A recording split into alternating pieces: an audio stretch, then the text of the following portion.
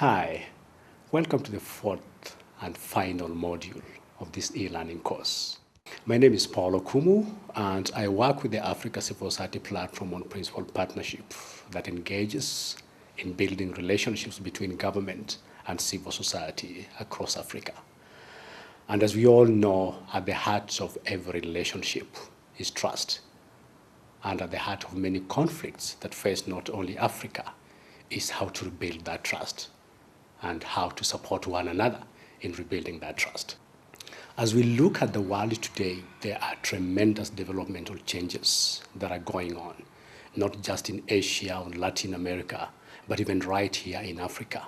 Several countries are growing economically. Several countries are increasingly using their resources to generate and to bring about their own development. Yet, interestingly, there are also increasing violence that is happening around the world. And we're increasingly wondering, why is it that despite all the development that is happening in the world today, why is it that despite the economic growth, why is it that despite the discovery of minerals, discovery of oil, as we have noticed in Kenya and Uganda over the last 1 year, these countries are still stuck in a cycle of violence? At the heart of every development agenda is an absence of peace.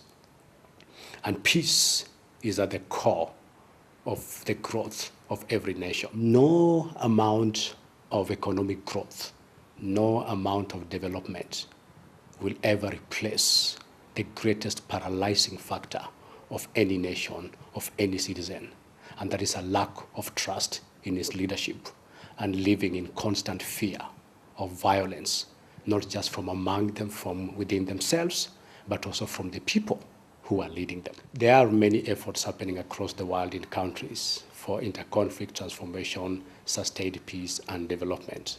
And these efforts are important and critical. And that is what this fourth and final module is about. There are 2 topics in this module.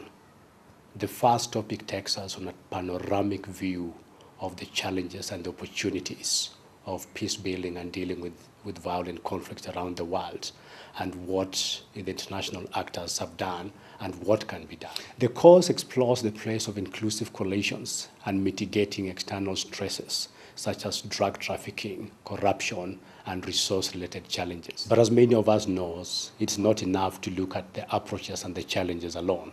And that is what the second topic of this module is about. The topic looks at exciting things such as adapting to risks, reducing volatility, building consensus on joint compact, and monitoring progress out of fragility and improving coordination. If you're a peace-building practitioner, or you're interested in peace building, not just in Africa, but around the world, or you are concerned about the increasing levels of violence and violent conflicts, and you feel that there's a role that you can play but require the skills, then this course is for you.